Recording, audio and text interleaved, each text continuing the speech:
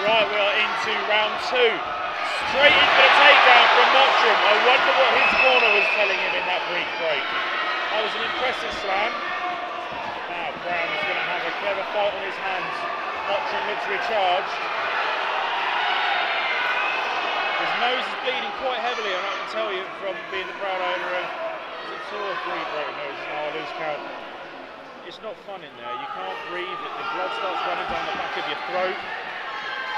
It starts to affect your vision. You know, the nose is only a small thing, but it really is quite difficult to deal with a broken nose, especially in the ring. All your corner can do is stem the bleeding for the first 30 seconds or so, and then as soon as you start pumping that blood around your body, it starts coming out again. Now here we can see Mottram trying to break this guard position that Brown had managed to secure in that takedown. He does. He catches Brown's head. He's going for a guillotine. It doesn't look as though it's on. It doesn't look deep. It's not on. He's going to transition to take the back. I think Mottram knows that he can't eat many more shots. The safest game is to keep it on the ground. As Brown stacks up. Here we go. Big barrage of shots. Crowd are on their feet. Mottram knows what he's got to do. He's got to get him on the floor. He goes for the takedown, but Brown sprawls. Brown sprawls. Now, if I was Paul Brown right now, I would not even bother. I would posture up, stand up and say, let's go, which you are fully allowed to do. But credit where credit's due, Paul Brown wants to prove, you know, hey look, I can roll too, I can play that game. I can stand up, I can pull subs, I can roll, I can move. And I think this fight just sums up everything that is great about UK MMA at the moment. We've got 2 amateur guys, local gyms, plenty of support, and they're ticking all the boxes. Nice escape there from Mottram, that was picture perfect. Nice little corkscrew escape. Nearly, he went for a triangle, too slow though. Paul Brown pops his head out and we're back in the same position. Paul Brown on top, although he is in the guard of Luke Mottram. Now, like I said, no headshots. We are still amateur rules, so no headshots from the ground and pound. That's good news for Luke Mottram's nose. Bad news for Paul Brown, who is stuck in the guard position. I would not like this to go to a judge's decision for the pure amount of supporters that have come all this way to watch this fight.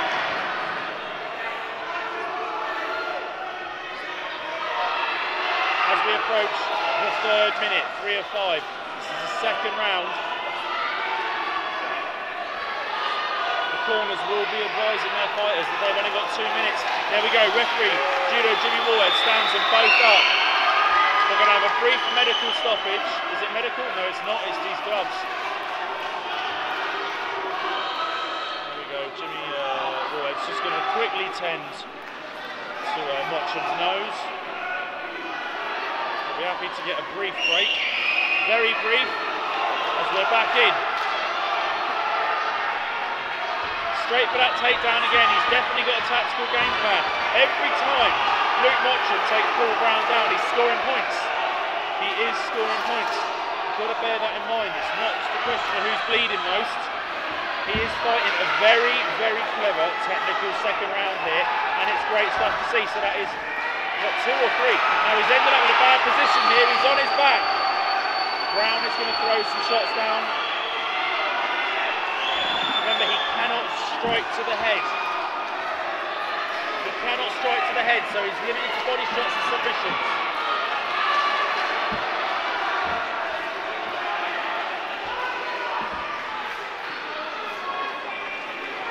Still body shots as we hit the 4th minute. 1 minute to go. I would not like to be a judge scoring this fight because we've got some excellent stand-up from Paul Brown, some submission attempts, some reversals. On the flip side, we have seen some fantastic takedowns from Luke Mottram. He is gassing, he is not even trying to get Paul Brown off him at the moment. He has got to pull something out of the bag and he's dying 30 seconds of this fight. There we go, bridge.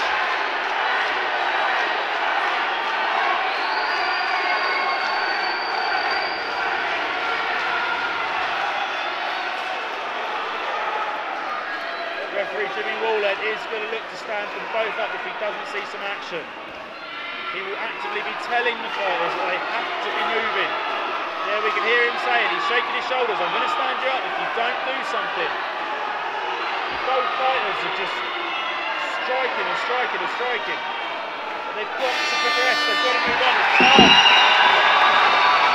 What a fantastic fight, what a great end to our amateur show. And we're going to go to the judges' scorecards. I do not envy their job on this one.